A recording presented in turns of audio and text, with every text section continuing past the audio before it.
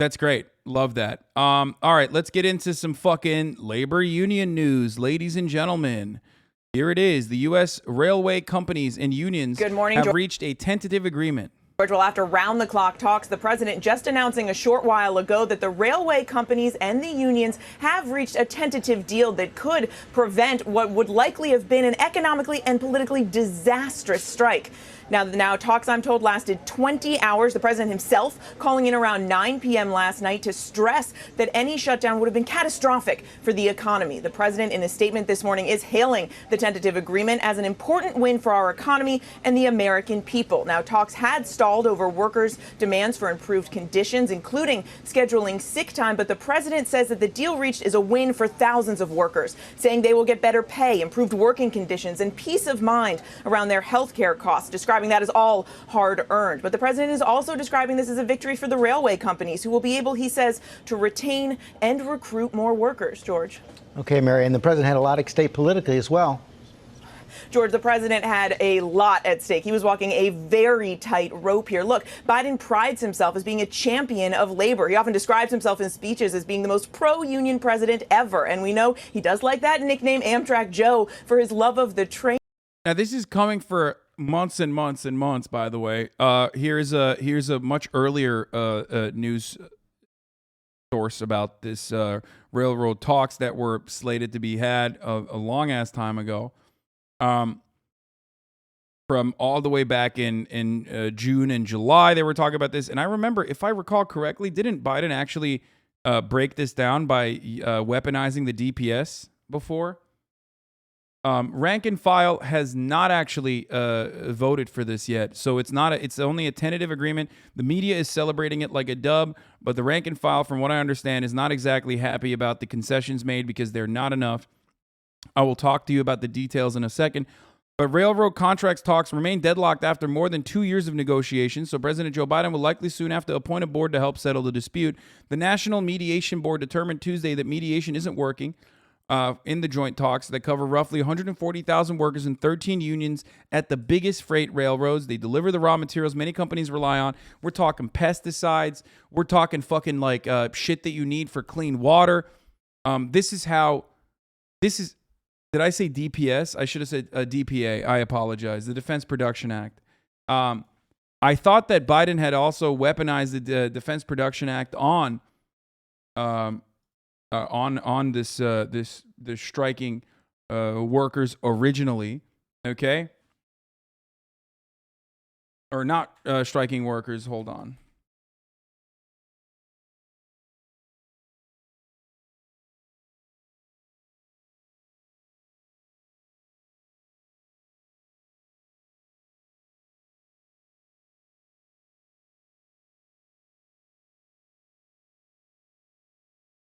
But this was a couple months ago. I think he did it at the ports. No, he did it at the ports, but the railroad one kind of went under the radar. The federal law that governs the contract that talks says arbitration is the next step, but both sides have to accept that the unions have said that they won't.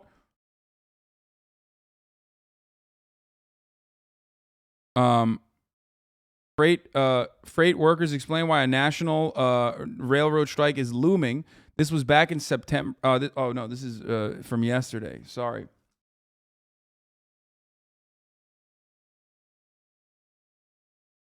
Anyway, reach out.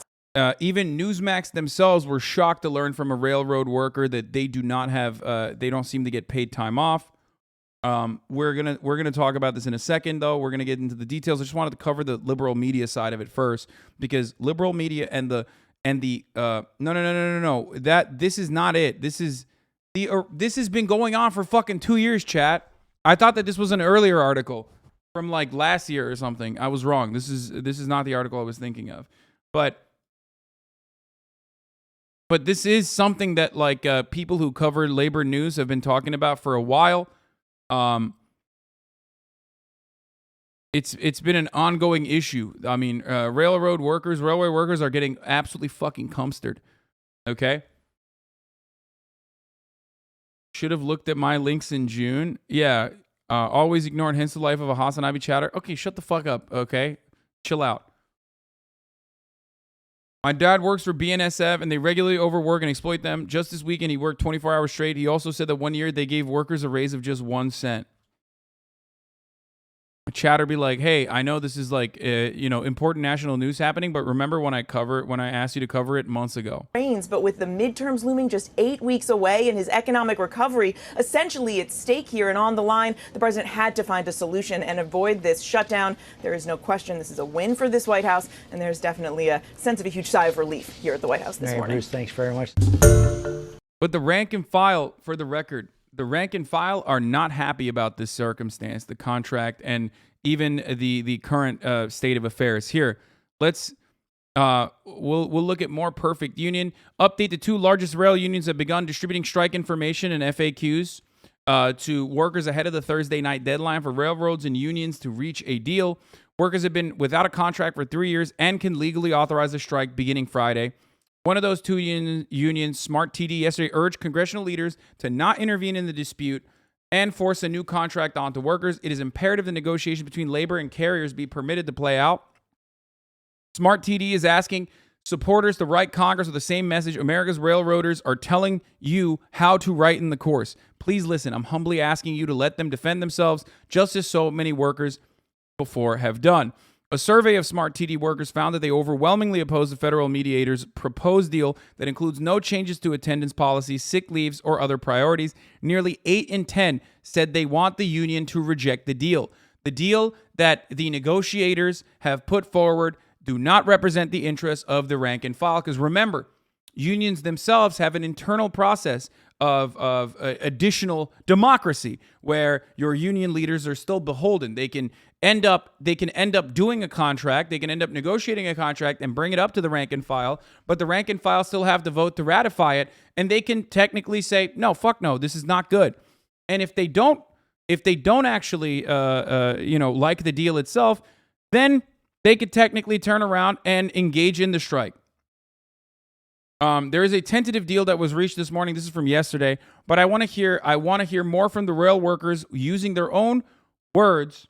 Okay, using their own words right now on what pushed them to the brink. Okay, because it's important to recognize this, and you're not going to get this kind of coverage. You're not going to get this kind of perspective on mainstream media that literally have brushed this aside for as long as they did, and then exclusively brought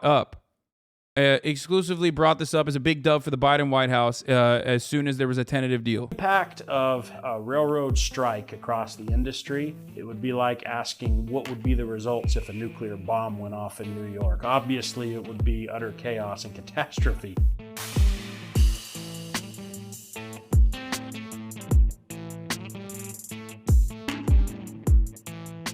It seems intentional, like the railroad industry is intentionally trying to create an oppressive work environment so that they can reach their end goal and be able to give more money back to Wall Street.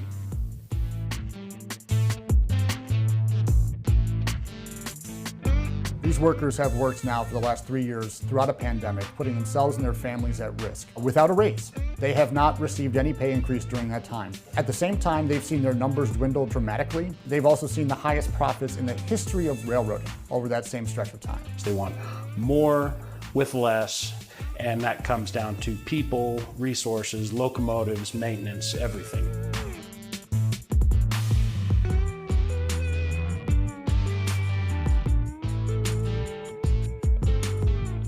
Railroads have laid off 45,000 people in the past 5 years. That means that they are completely incapable of meeting the demand that is placed on our economy. Just on duty time, you are very commonly working 80+ hours a week. That does not include the time that you're sitting at the away from home terminal. I mean, you might be away from home, subject to the railroad, not with your family, for 120 hours in a week.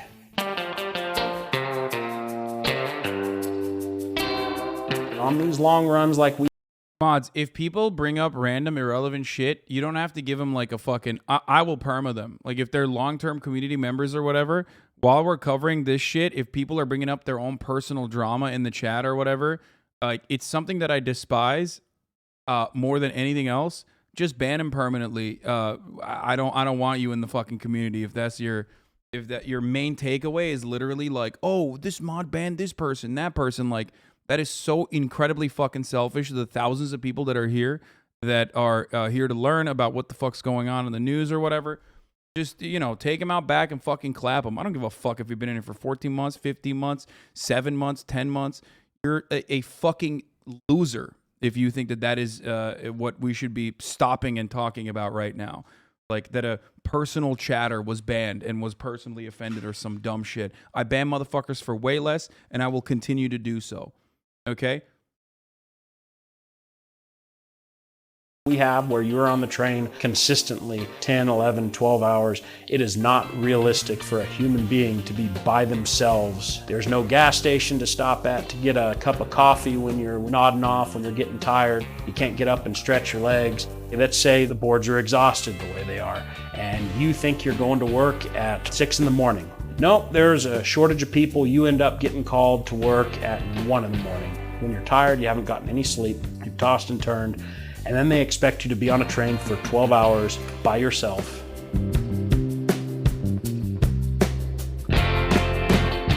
We used to be paid an above average salary because we work an above average lifestyle where we are gone holidays, weekends, but the way inflation is devaluing our purchasing power, that's not really the case anymore. You might only be making like $26 an hour gross when you consider the time that you were on the train, the time after your hours of service expired that you're sitting there in a siding, the time sitting in a hotel up to 16 hours without pay, and the fact that you're having to pay for those meals out of pocket. The sacrifice that we make is not being compensated. In this round of contract negotiations, I believe railroad workers as a whole want 4 things. An increase in their pay, they want to keep their health insurance, they want the ability to take time off when they're sick, when they need time with their family without being subject to an oppressive attendance policy, and we don't want to be forced to one-man crews the way the railroad wants to cram it down our throat.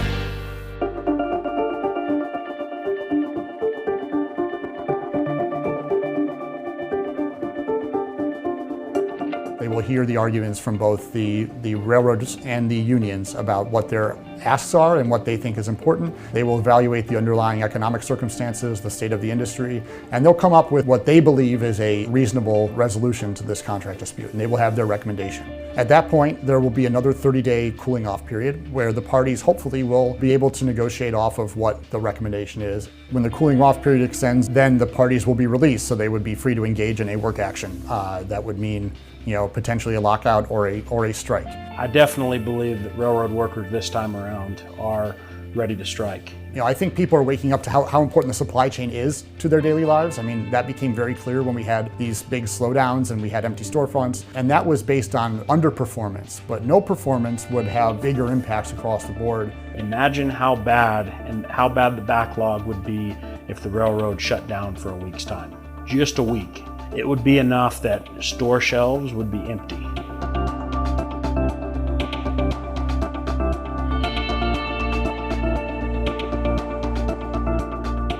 These people do not even care whether there's a railroad industry in 10 years. I care. I have wanted to be an engineer my entire life. I mean, even as a kindergarten, I remember I wanted to be an engineer. I want there to be a freight railroad 10 years, 20 years, 50 years, 100 years from now. It seems like essentially these Wall Street cronies are intentionally destroying the industry to absorb as much profit as they can out of it until they've picked it dry and all the blood's gone, and then they can just let it fall. If we want to actually start fixing the supply chain, if we want to have real solutions to how do we fix our supply chain and make sure that we're more competitive and that we are meeting the needs of our economic system, we need to give these workers the contract they deserve, because that's the only way we're going to be able to rebuild this system and make it more effective and make it more efficient, more productive for our country.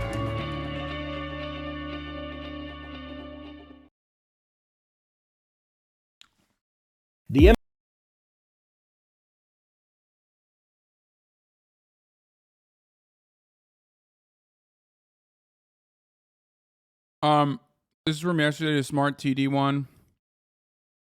If you want to taste of how rail members are reacting to the news of a deal, here's the BMWE Facebook comment section, the Brotherhood of Maintenance of Way employees. Why is our union post? This is rank and file. Why is our union posting like this? Like this is some kind of game-changing deal. One day is laughable. We need to strike. The paying members didn't agree to this, and better pay was demanded also. No. We wanted paid sick leave days, not unpaid. Now we still have to come to work sick because we need a paycheck. So they got unpaid days off. They're going to vote this down. So what they got so far in the tentative deal is quite literally fucking a one day unpaid sick leave, which is a slap to the face of every fucking rank and file member. Okay? Now, we don't know all of the details, and here, Jonah is saying, I would like to emphasize this point. Anybody who says it's a good deal or a bad deal at this point is going off rumors and reading the tea leaves of Biden's comments or sentence fragments in the mainstream media. Members and even local presidents haven't seen the agreement yet. The main thing is that nobody knows what's in the deal. The releases that have come out are vague and confusing, and contracts come down to enforceable, clear, detailed language. It's not like you get a sick day. It's like a 100-page piece of legislation, but the vibes are bad. So what they have seen so far, the rank and file is not happy with. But we still do not know the full details of what's going on. But I will explain something to you. Here's Jeff Stein with a really helpful chart. One of the most important issues in the rail negotiations is over whether workers could secure any paid sick leave, okay? Paid sick leave. They asked for 15 and got 1. That's the one thing that we know, okay? They got 1 day of unpaid sick leave.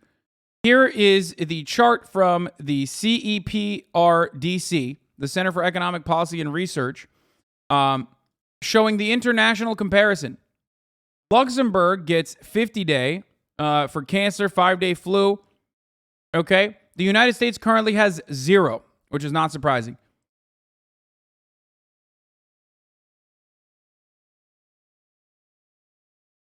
Norway's at 50, 50, 50, 5 at the minimum for just the flu. These are paid sick leave days, by the way. Belgium, 5 days. Sweden, 3.2. Denmark, 5 days. Netherlands, 3.5. No, not cancer 5 days. No, the cancer one. New Zealand is cancer 5 days.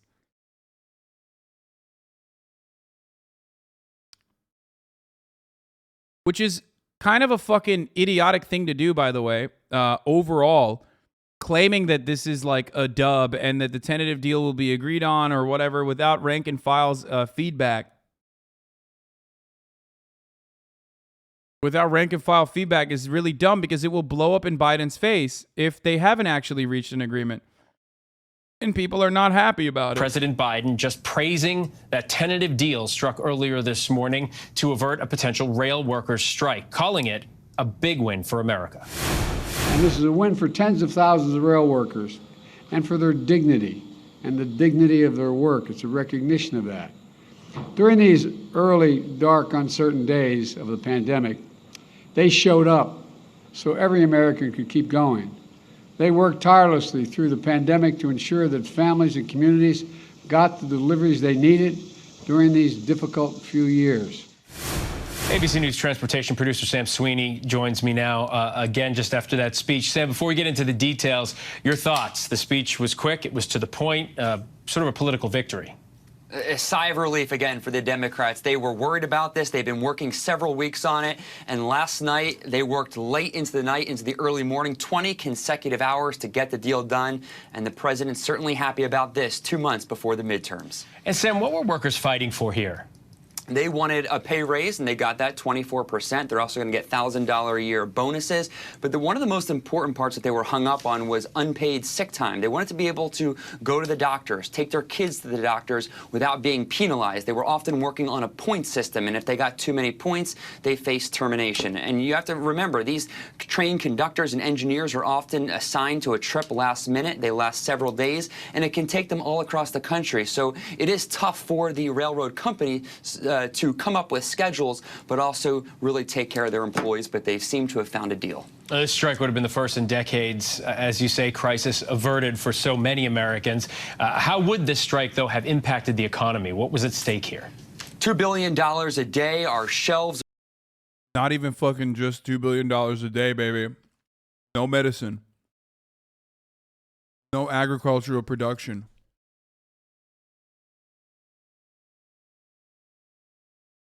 Like, this is, I mean, our supply chain works in such a way that if you shut delivery down, like if you shut a fundamental plank of logistics, you shut everything down. Fucking fall apart. Remember during the Long Beach port saga, I talked about an opportunity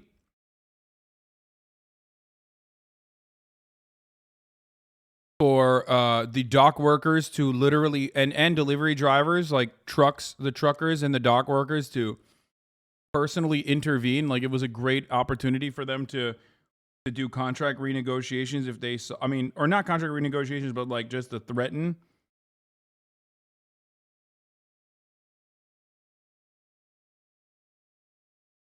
Yeah, you need chemicals for oil refinement. You need fertilizer shipments. All of that stuff happens through the railways. In the grocery stores would have been empty. It would have been hard for farmers to get their feed, to also get their wheat back out. It would have been chemicals for water purification. Difficult for the ports to get their product in and out of ports. And of course, it would have put more pressure on the trucking across the country, which were already in short supply of truck drivers. They would have needed an additional 460,000 trucks a day to move the equivalent amount of freight that these trains move, roughly 30% of all freight in the United States. All right, crisis averted indeed, at least tentatively. Sam Sweeney, thank you so much. Thank you. Hi, everyone. George Stephanopoulos here. Thanks for checking out the ABC News YouTube channel.